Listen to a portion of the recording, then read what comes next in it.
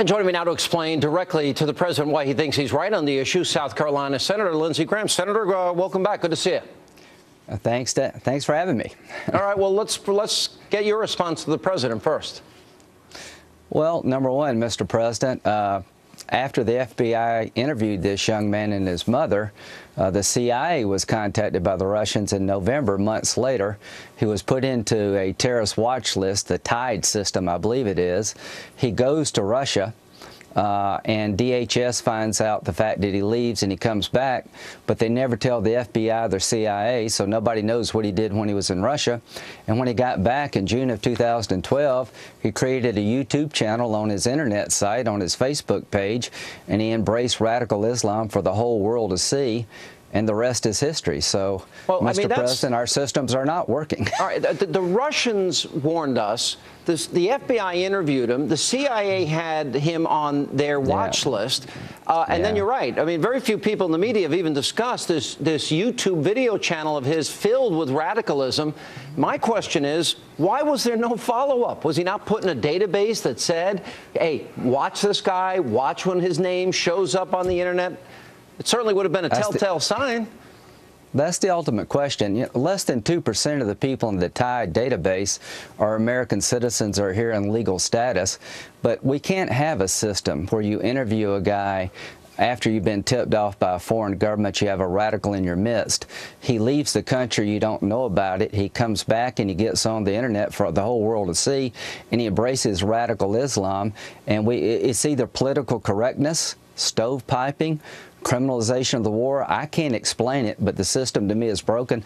I love the FBI, I love the CIA, but I don't know what's going on here. But we got 8 dead Americans killed in the last 7 months, 4 in Benghazi, 4 in Boston. And when you look at Boston and Benghazi, things are not working. Now, I interviewed Michelle Bachmann, and she told me that she actually looked at the FBI training manuals and that they have been purged of any references to radical Islamic jihadists.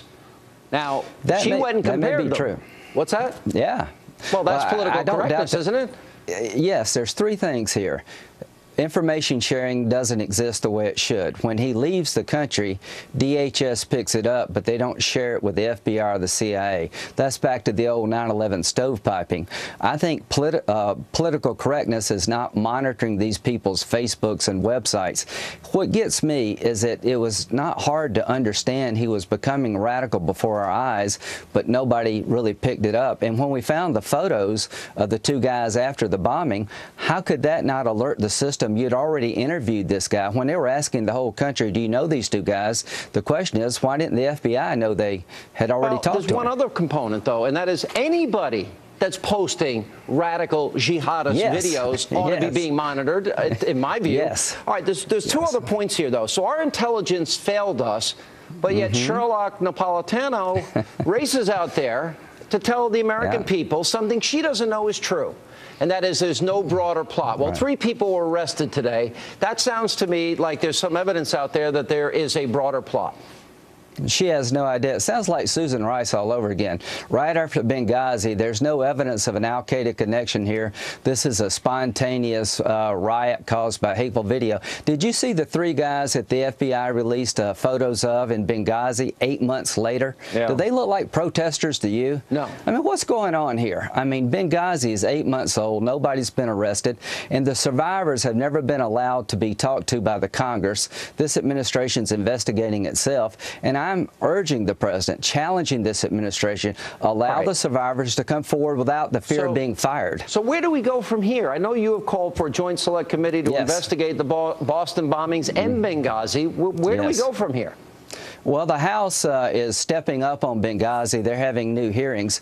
But the FBI, the CIA, and the Department of Homeland Security all need to be looked at, not separately, but jointly, to learn from our mistakes. Again, I love the FBI and the CIA, but when Napolitano says there is no connection here to a broader plot, she had absolutely no way she could have known that soon. And the more you know about these 2 guys, they certainly didn't learn all this in the bottom of their basement. And this administration doesn't want to admit that al-Qaeda, bin Laden's dead, but radical Islam's on the rise. We need to up our game. All right. Thank you, Lindsey Graham. We'll continue to follow it, and we got to get to the bottom of it, or else it's going to keep happening. Bottom line. Amen. We got to keep our foot on the gas.